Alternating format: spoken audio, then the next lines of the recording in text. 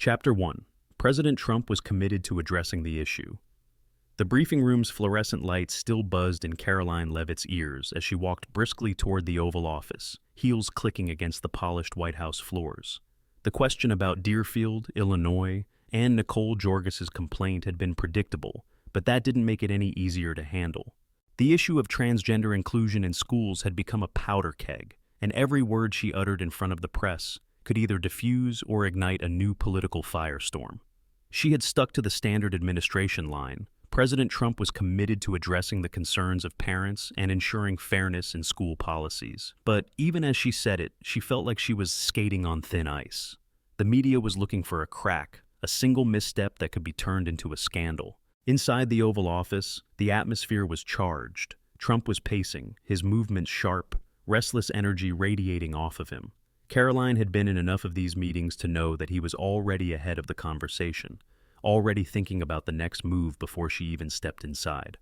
"Well, Karoline?" Trump asked, turning to face her, arms crossed over his chest. "Did you handle that woke nonsense?" "Yes, sir," Karoline replied, stepping forward and placing a folder on his desk. "I didn't address Ms. Jorgis's case directly, but I reiterated our commitment to protecting fairness in schools." Trump narrowed his eyes slightly, considering her words. He leaned forward, resting his hands on the desk. "Commitment isn't enough, Karoline. We need action." There was a mischievous glint in his eyes, one that meant he had already seen an opportunity and was about to set the wheels in motion. He slid a document across the desk toward her, his smirk widening. "Fox News sent me something interesting," he said, his voice thick with anticipation. Karoline picked up the document, scanning the text quickly. Her eyebrows lifted as she read. "They say Stacey Abrams is behind this mess in Deerfield," Trump continued, tapping a finger on the desk. "Planting a trans student to stir things up. A test case for her radical agenda." Karoline inhaled sharply. If true, this changed everything. What had seemed like a localized school board controversy might actually be a coordinated political maneuver.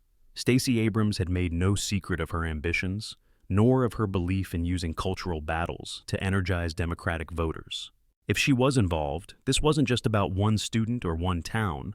It was a broader strategy to test the limits of Republican resistance and set the stage for future fights. Trump leaned back, watching Karoline absorb the information. "We need to get ahead of this," he said, his tone sharper now.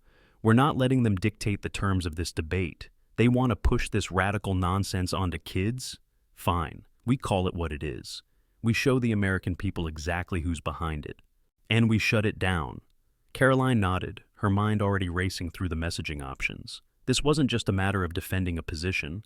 It was about seizing the narrative before the left could turn it into a weapon against them. "I'll coordinate with Fox, make sure the right people are talking about this. If Abrams is involved, we need to expose it." Trump grinned. "That's the spirit. Now, let's go on offense." Chapter 2. Karoline's breath hitched. Stacey Abrams, the former Georgia representative, a vocal Trump critic and Democratic power player, masterminding a local school controversy? It seemed outlandish, almost too convenient. Yet, after years in Washington, she knew that political maneuvering rarely happened in isolation. The left didn't just react, they planned. They tested the waters, laid the groundwork, and created organic controversies that were anything but. Still, this was a serious accusation, one that could detonate into a national scandal if mishandled. "Sir, this needs verification," Karoline said carefully, her fingers tightening around the edges of the document. "It's a serious accusation." Trump waved a hand dismissively. "Verification? I trust my instincts, Karoline, and Fox." He leaned forward, eyes blazing. "I want Pam Bondi on this. Full investigation. No stone unturned. Get me proof and we'll expose this charade." Attorney General Pam Bondi, a staunch Trump loyalist and a relentless investigator, didn't waste a moment. Within hours, the Justice Department had launched an inquiry with quiet but deliberate fury. Subpoenas were issued, financial records requested, and digital footprints analyzed with surgical precision. Bondi wasn't just looking for a political victory. She wanted airtight evidence, something undeniable. Karoline, initially skeptical, found herself drawn into the vortex. What had begun as speculation, whispers in conservative circles, and the musings of right-leaning media started to morph into something disturbingly tangible. At first, The evidence was circumstantial: donations, associations, vague connections that could be dismissed as coincidence. But then, the pieces began to fall into place, forming a pattern that was impossible to ignore. Financial records traced back to a political action committee, PAC, linked to Abrams showed clear, documented transfers to activist groups that had been aggressively lobbying for expanded transgender policies in public schools. These weren't just advocacy organizations, they were legal teams, public relations firms, and media strategists skilled at manufacturing pressure campaigns. As the investigation deepened, more threads connected. Internal communications, retrieved from subpoenaed emails and text messages, revealed a network of contacts within Abrams's political orbit discussing the Deerfield situation weeks before it had even made headlines. Legal and media teams had already been lined up, anticipating backlash, ready to leverage the controversy for maximum political gain. It became evident that the placement of the transgender student in Deerfield, initially presented as a spontaneous, community-driven fight for inclusion, had in fact been carefully orchestrated. Bondi's team found evidence that the student's legal fees had been quietly covered by an organization directly funded by Abrams's PAC. More damning still, leaked memos suggested that the entire effort was part of a broader push to establish legal precedents in conservative-leaning school districts, forcing Republicans into a no-win scenario. If they opposed the inclusion policy, they would be branded as bigots. If they conceded, it would create a legal foothold for similar cases nationwide. Karoline read through the mounting evidence with a growing sense of unease. What had started as a fringe theory was now something much more sinister, a coordinated effort to manipulate local school policies for national political leverage. This wasn't just a school board fight. This was a test case, an ideological battle being waged in small-town America, designed to force conservatives into a cultural and legal corner. Trump had been right. Again. As she placed the latest briefing on his desk, she met his knowing gaze. "Sir," she said, voice steady despite the turmoil inside her, "we have the proof." Trump grinned, triumphant. "Good. Now, let's show America exactly what's going on behind the curtain." Chapter 3. Trump sees it. We have to expose it. The deeper they dug, the more uncomfortable Karoline became. What had initially seemed like a straightforward case of political manipulation now felt murkier, more complex. The lines between principle and political maneuvering blurred, and she found herself questioning the ultimate goal. Was this really about protecting girls' sports and ensuring fairness in schools? Or had it evolved into a calculated effort to discredit a powerful Democratic opponent? She had always prided herself on staying true to the administration's message, but something about the sheer scale of this investigation unsettled her. Yet, Pam Bondi was unwavering. The Attorney General had a laser focus, her resolve never shaken by Karoline's doubts. She saw the situation with complete clarity. "This is about protecting our values, Karoline," Bondi said firmly, her blue eyes sharp with conviction. "Abrams is using these kids as pawns in her woke game. She doesn't care about them. She cares about setting legal precedents that will force radical gender policies into every school in America. Trump sees it. We have to expose it before it spreads any further." Karoline nodded, but her discomfort didn't fade. She knew Bondi was right about the larger implications, but the tactics, dredging up campaign staff emails, scrutinizing every financial transaction, and treating a high school policy dispute like a national security crisis, felt like venturing into dangerous territory. The question gnawed at her. If the roles were reversed, if Democrats were weaponizing government investigations to take down a Republican governor or senator, would they be just as outraged? Weeks passed, and the investigation pressed on with relentless intensity. What started as a political skirmish had evolved into a full-blown battle for narrative control. The mainstream media caught wind of the probe, with left-leaning outlets dismissing it as a Trumpian witch hunt, while conservative voices hailed it as a long-overdue reckoning. As leaks trickled out, the political temperature skyrocketed, with Abrams herself refusing to directly address the allegations, instead framing them as part of the GOP's desperate culture war tactics. Then came the climax, the moment everything clicked into place. Bondi, flanked by her top investigators, walked into the Oval Office, a thick binder tucked under her arm. Trump, as usual, was already seated at his desk, expectant, leaning forward with the eagerness of a man who knew victory was imminent.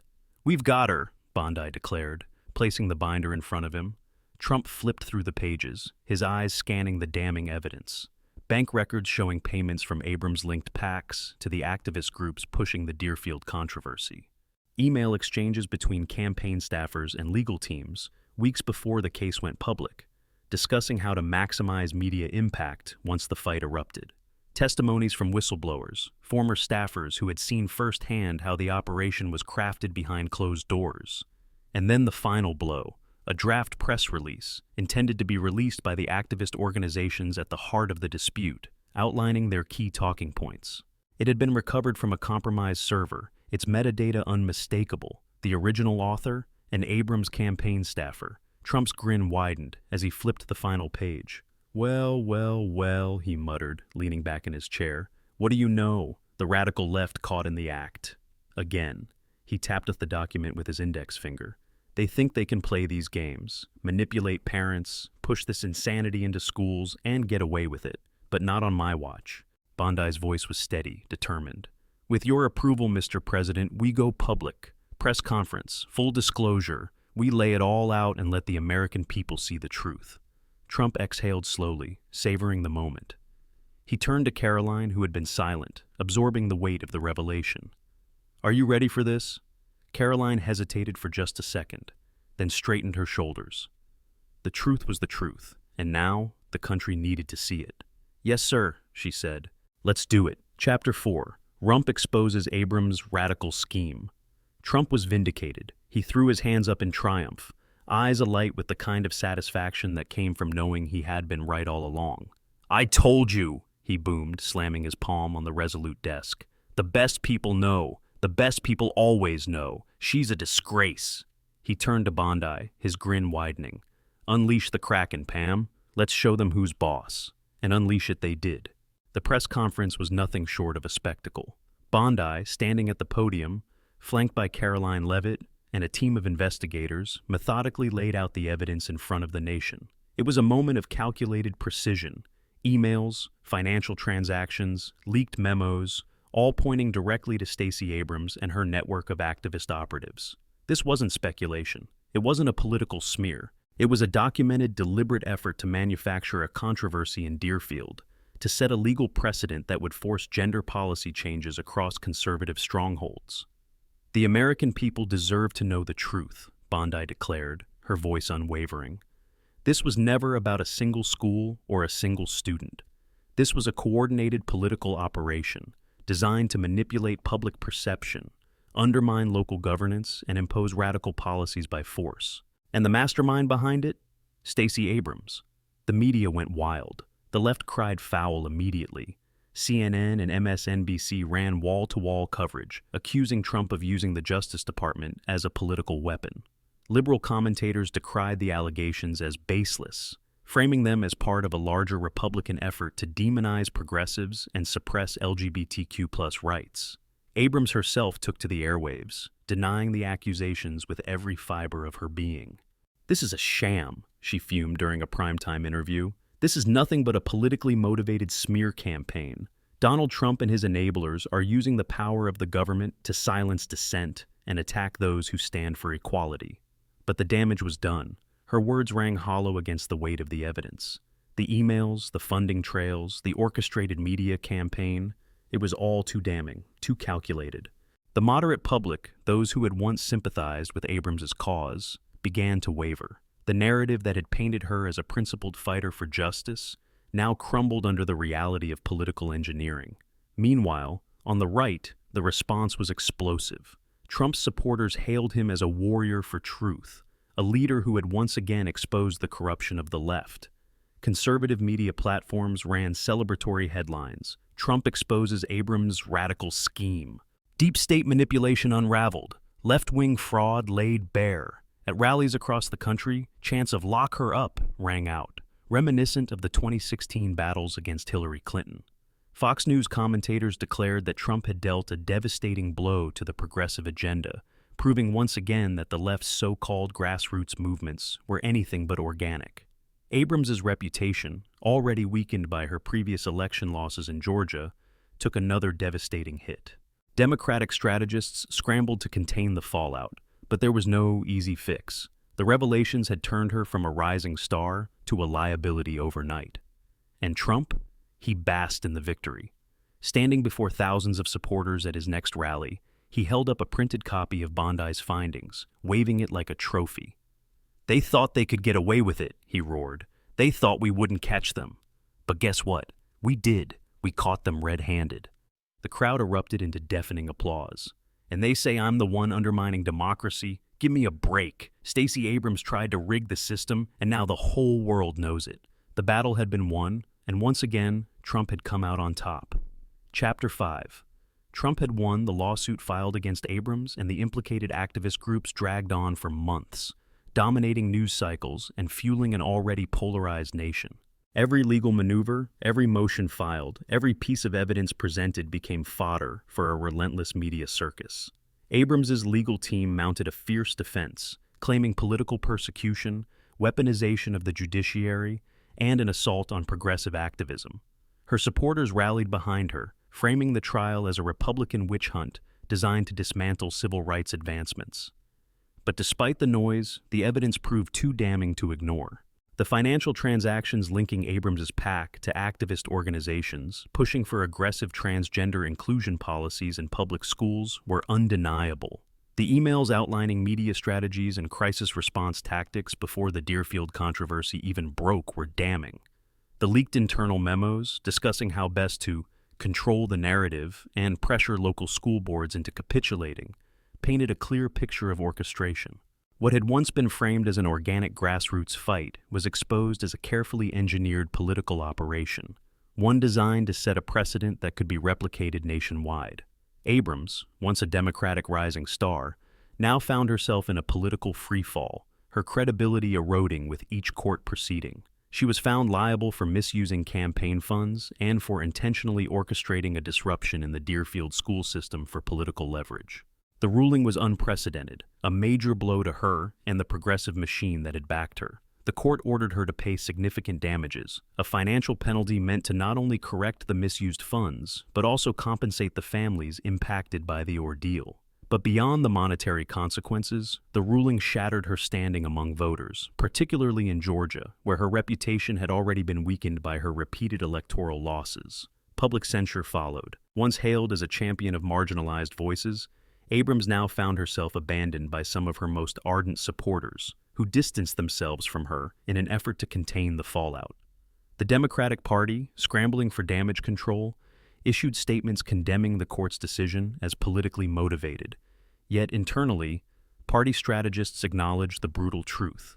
Abrams had become a liability. They could no longer afford to defend her. The conservative media had a field day. Trump supporters flooded social media with victory laps, memes, and hashtags celebrating the outcome. Right-wing outlets ran bold headlines: "Justice served," "Abrams caught red-handed," and "Radical left's manipulation exposed." And the narrative that had once been a defensive scramble for Republicans had now been flipped. This was no longer about a controversy over transgender policies. It was about integrity, about Democrats using children and education as pawns in their ideological battles. And Trump? He basked in the triumph.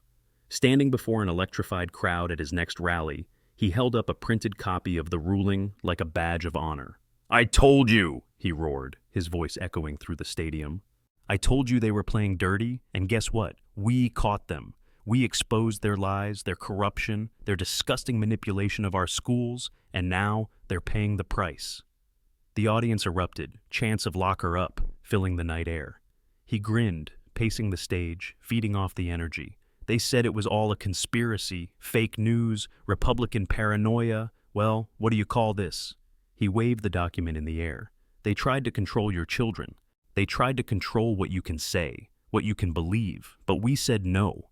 The crowd roared again, and at that moment it was clear. Trump had turned what could have been a routine culture war debate into a defining political victory. The lawsuit had given him everything he needed to cement his legacy as the man who took on the radical left and won. In Washington, the shockwaves were felt across both parties. The Democrats were in disarray, scrambling to contain the damage. Internal memos leaked from party headquarters showed that strategists were frantically trying to distance other progressive candidates from Abrams's scandal, fearing collateral damage in upcoming elections. Meanwhile, establishment Republicans, who had initially been hesitant to lean too hard into the fight, now saw an opportunity to go on offense. Congressional Republicans introduced new legislation aimed at increasing transparency in campaign fund allocations, a move designed to make sure another Deerfield situation could never happen again. Conservative governors across the country began pushing for stricter laws regulating activist involvement in public school policymaking. The domino effect had begun. But not everyone in the White House celebrated without pause. Karoline Leavitt, despite having played a critical role in the administration's messaging throughout the ordeal, couldn't shake the gnawing feeling that something had been lost in the process. Sitting in her office, scrolling through the endless stream of reactions, she couldn't ignore the creeping realization that the truth, once so clear in the beginning, had become murky along the way. Yes, Abrams had been exposed for manipulating the system. Yes, the documents proved she had manufactured the Deerfield controversy for political leverage. But was the response proportionate? Had the relentless pursuit of victory overtaken the core issue at hand? Karoline had started this fight believing it was about fairness in girls' sports, about ensuring that school policies weren't dictated by political operatives with an agenda. But somewhere along the way, it had become something else, a brutal, unrelenting takedown of a political opponent, one that had made it impossible to tell where justice ended and vengeance began. She thought back to the early stages of the investigation, the moment she had first questioned if this was about policy or simply another chapter in an endless war for power. The unease she had dismissed back then had only grown. She had no doubt that Abrams was guilty of manipulation, but as she watched the Republican machinery capitalize on the moment, she wondered if the process of uncovering the truth had become just as much of a political game as the deception they had exposed. Had they become what they had fought against? That question lingered, but in the end, it didn't matter.